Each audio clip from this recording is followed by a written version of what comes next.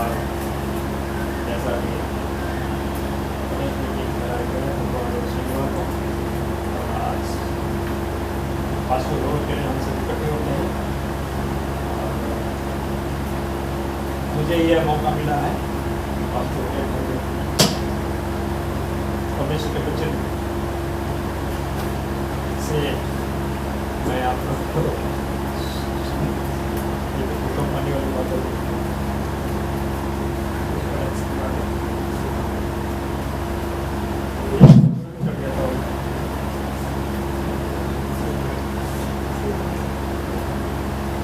मैं थोड़ा सा लगा रहा था कि पास्टर दोनों पे खड़ा है, सीनियर पास्टर जो रिटायर हो गए हैं उनके घर में मैं परमेश्वर का वचन सुना।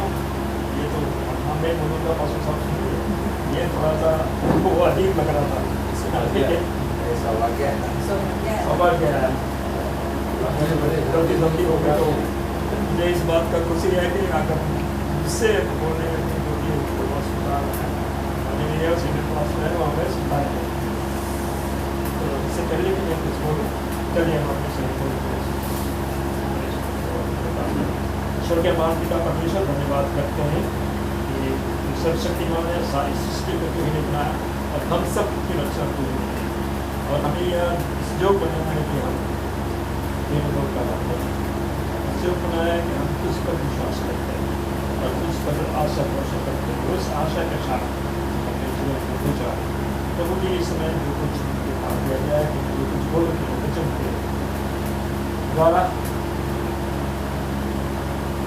मेरा मुँह वचन तेरा परमेश्वर सहायता करता है। ऐसी बात मुझसे मांग की पसंद है मोदी अनुसार हो जिसे हम सब आशीषित हो और आत्मिक उन्नति और धन्यवाद करते हैं अवसर मौका मिले और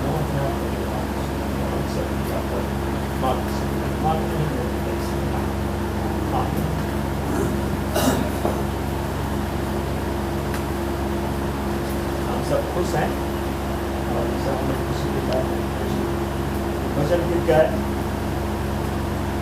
प्राय में देखा जाता है परमेश्वर का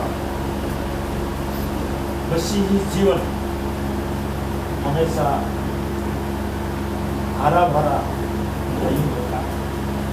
मसीही जीवन हमेशा हरा भरा नहीं होता है। मैं याद करता हूँ कि जब मैं अपने बेटी में काम में तो मेरा एक सीनियर जो दोस्त था उसने बोला कि अरे क्रिश्चन बन जाओ ना। वो क्रिश्चन बन जाओ तो वो लोग सब कुछ तुम्हें दे देते हैं, घर भी दे देते हैं, पैसे भी देते हैं, शादी भी कर देते हैं, बच्चों को पढ़ा लिखा देते हैं। तो हम लोग का काम ऐसा था कि वो इंजन का काम था, बड़ा दूर वाला काम भी होता था। मैं उसी ड्रेस में ही था। तो मैं बोला सर क्या बात करता हूँ, मैं भी क्रिश्चन हूँ। अगर वैसे होता तो मुझे ये टूल्स पकड़ने की क्या जरूरत थी। गया तो टूल्स पकड़ने की क्या जरूरत है, एकदम करने में परिश्रम करने इंजन के नीचे घुसने की क्या जरूरत थी। हम वहाँ पर टाइट नट बोल्ट टाइट कर रहे हैं, ठोका टूटी कर रहे हैं, वगैरह सब कर रहे हैं। तो ये सब क्या नहीं अगर तो मुझे सब कुछ मिल रहा था हम सबका। तो मैंने तो वो आगे भी बात नहीं किया हो। ऐसा कहते हैं बोले आपको लोग करने को क्या नहीं करते, ऐसा नहीं होता है। हमेशा उस दृष्टि से हरा भरा नहीं होता है। परमेश्वर के साथ होता है वो शांति खुशी और सुखान होता है। हम पढ़ेंगे नीतिमंड की किताब एक्सोडस 17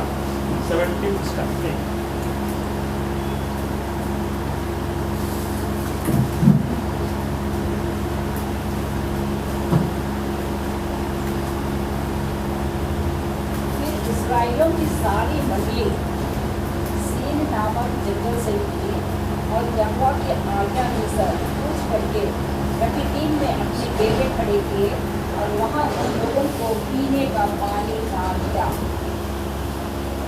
17 का 8 17 का 8 एक बड़ी नहीं। तब अमालेकी आकर रफीदीम में इज़राइलियों से लड़ने लगे।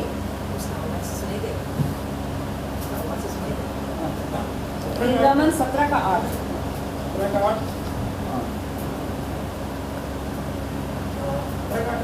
नहीं वो पता ही तो कहीं 17 का 8 ही है, निर्गमन 17:8। निर्गमन 17:8 है। हाँ मैंने वो जो रफीदीम से जब इला को इसराइल जब निकले तो ये सीन जंगल से रफीदीम के लिए निकले हाँ। और सीन वो सीनाई पर्वत और एलाम के बीच में का जो है तो वहाँ से जब निकले तो उनको जैसे हमने शुरू में पढ़ा एक में कि इनको क्या हुआ, पानी नहीं मिला। वहाँ लिखा मैं तेरे आगे, तो मूसा को सारे बुड़बुड़ाने लगे। ऐसे दो में करता है, इसलिए वे मूसा से बात देख मैं तेरे आगे चल कर करने लगे। और तीन हमें तीन में है ना, सॉरी 3 में होगा सर। हाँ मैं ये नोट किया था मैंने, तेरे आगे चलकर होरे पहाड़ के एक चट्टान पर खड़ा रहूंगा और तू उस चट्टान पर मारना, मूसा को बोला गया। तब उसमें से पानी निकलेगा जिससे ये लोग पिए। तब मूसा ने इस्राएल के वृद्ध लोगों को देखते वैसे ही किया। तो ये मेरा वो वचन है ना, ये से मैं टोटे दिया था। जीवन यात्रा के रास्ता में परिस्थितियों के कई उतराव चढ़ाव होते हैं, कभी कभी कठिन हो सकता है। हमें मार्गदर्शन के लिए प्रभु की शक्ति में पूर्ण विश्वास का अभ्यास करना चाहिए। इस्राएलियों को वीराने यात्रा करने का अनुभव,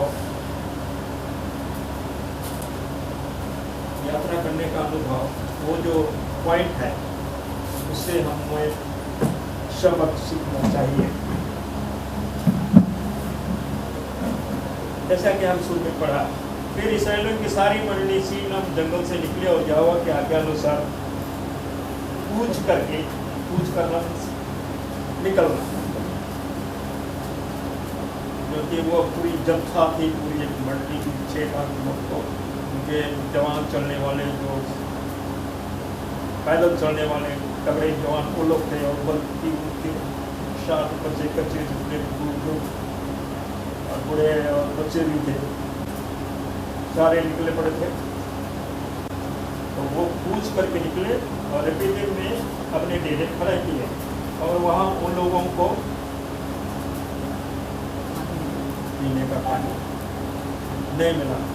वो अलग अलग जगह जाके टेंट बना कर बैठ गए। लेकिन अब वो देख रहे हैं, अब खाना वाना बनाएंगे, जैसा हम सोचते हैं कि चलो पिकनिक मनाने गया तो चल पानी ढूंढो कहाँ किधर है। तो बच्चे भी मांग रहे होंगे, बूढ़े भी मांग रहे होंगे, तब पानी वहाँ ढूंढ रहे हैं तो मिल नहीं रहा, परेशान। अब वो लोग जब पानी नहीं मिल रहा है और परमेश्वर ने उनको उस सागर से, लाल सागर से वहाँ से निकाल के लाया, आपका खंबा रात को और दिन को बादल का खंबा हो गया। उनका परमेश्वर उनके साथ था। उतनी मुसीबत से उनको मिस्र देश से निकाला, उसके बाद भी यहाँ आके वो लोग मुस्कुराने लगे। जो बादल के खंभे में छिपा हुआ था वह उनकी अगुवाई कर रहा था और उसी की आज्ञा से वे इस ध्यान पर डेरा डाली हुई थे। स्वर्ग की सेना के सेनापति को रफीदीम में पानी के बारे में पता था।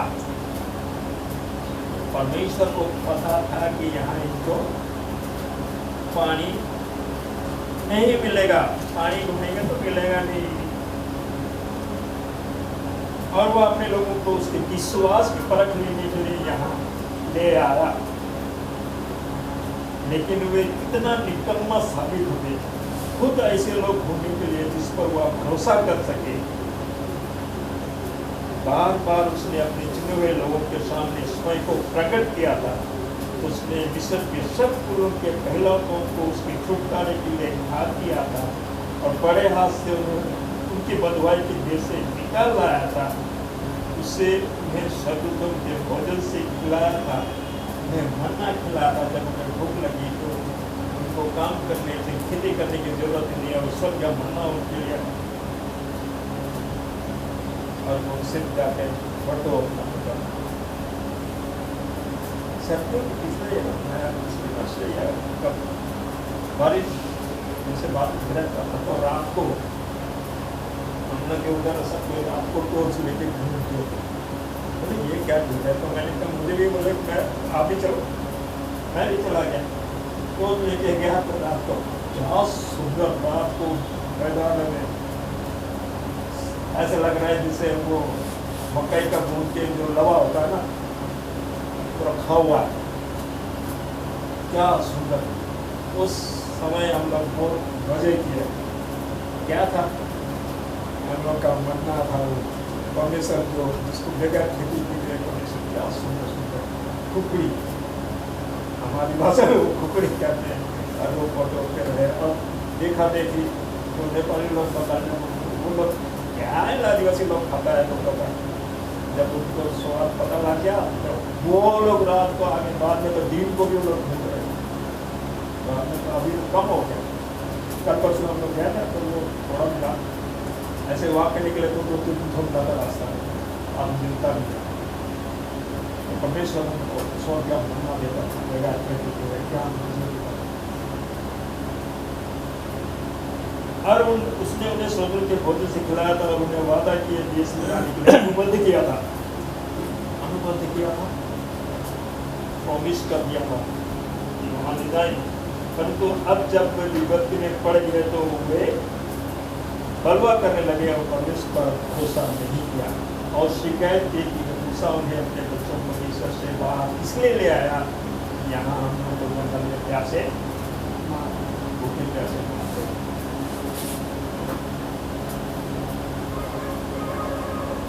तुरंत परमेश्वर को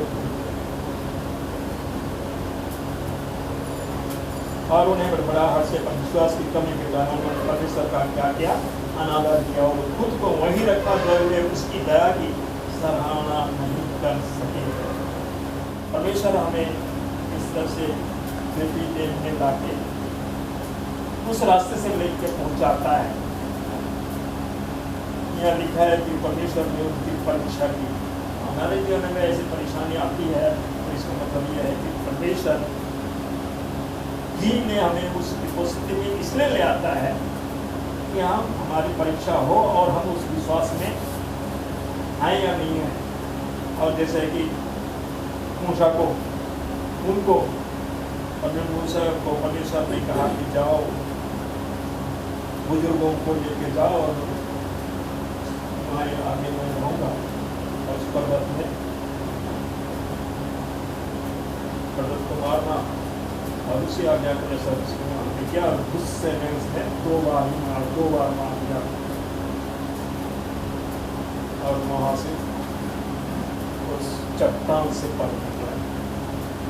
परमेश्वर रास्ता खोल देता है, ऐसे अवस्था में ले जाता है, ऐसी जगह में ले जाता है पानी जहाँ पानी नहीं है वहाँ कठोर पानी है और बच्चे कच्चे सारे उनके जानवर मवेशी जो भी पानी पीएंगे।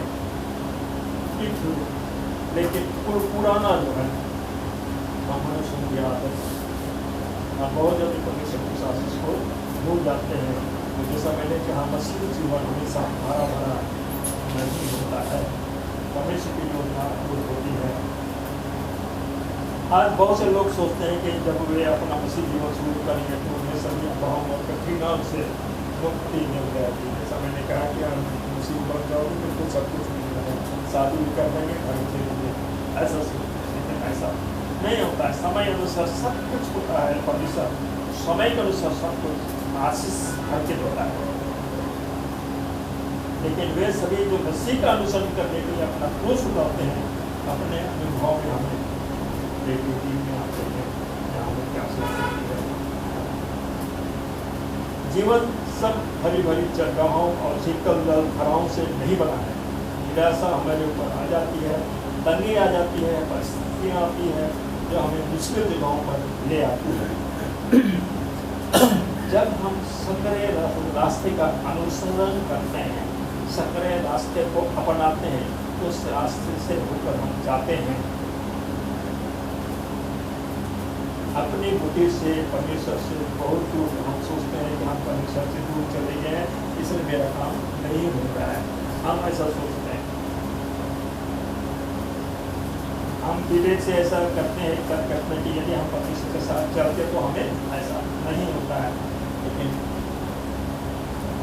ऐसा जब परिस्थिति आता है, हो सकता है ये परमेश्वर की योजना हो सकता है। जैसे एक दिन बता रही थी मैडम जी, जैसे वो बिना गोली में टीचिंग कर रहे थे, तो उसको जाना था बारहवीं का, और रास्ता में उनको जिस बस निकली घर से तैयार होके और बस निकल गया, जाओ अब जाएगी तो कैसे, परेशान होगी, जैसे बता रहे थे परेशान हो गई। तो उसमें मेरे लोग लाइन बस चलते थे, तो मैं उनको हाथ में और लास्ट बस थी, लास्ट बस थी, लास्ट बस था, वो निकल गया, ट्रक वो उसने ये की और फिर चढ़ गई, आसाम जाना था उस पर चढ़ गई तो अब लड़की आदमी ट्रक में है, और जैसे आपको पता है कि ड्राइवरों की कहानी उतनी अच्छी नहीं है, ऐसा हादसा वैसा होते हैं, फिर भी चढ़ गई और जैसे बताते वो दुआ करते थे, लेकिन ट्रक वाला भी अच्छा थे। और कुछ दूर जाने के बाद तो वही बस जो लास्ट बस था उसका एक्सीडेंट हुआ पड़ा था बेटा, तो वहीं पे देख के वो मन को धन्यवाद से भर गया। परमेश्वर जो हमारे साथ जीवन में होता है वो हमारे बचाव के लिए होता है, हमारे आशीष के लिए होता है। और सही बारिश पहुँची, अगर उस बस में अगर गई होती तो वो एक्सीडेंट होने से बहुत कुछ हो सकता है। तो परमेश्वर ऐसे जीवन में आते हैं, और इसलिए मसीह जीवन हमेशा हरा भरा नहीं होता है, ऐसा दिखता है।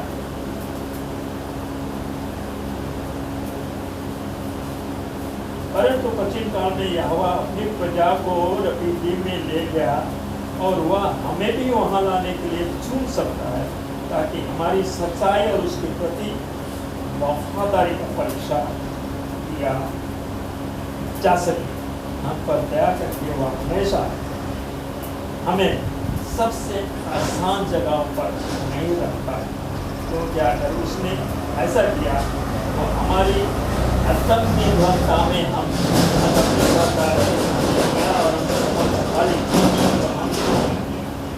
भूल जाएंगे, हम परमेश्वर को धन्यवाद करना भूल जाएंगे, क्योंकि जब खुशियाँ सब कुछ से होता है तो हमारी नज़दीकी परमेश्वर के साथ थोड़ी सी कम हो जाती है। कभी चलो आज मेरी हो गया, ज़्यादा खा पी ले, चलो आज सो जाते, दुआ नहीं करते, ऐसा होता है। लेकिन जब तकलीफ होती है, बीमार हो जाते हैं, तो हम ज़्यादा दुआ करने लगते हैं। लेकिन आवश्यकता के समय हमारा सहायक है, यहोवा चढ़वा है कुछ, जैसा कि हम जैसे 27 में जैसे हम याद करते हैं, पढ़ते हैं, हरी हरी जगहों में और बिठाता है, और शुद्ध जल के पास वह भी चलता है, चाहे मैं घोर होता से तराई ऊपर तो भी हानि से न हो, क्योंकि तू मेरे साथ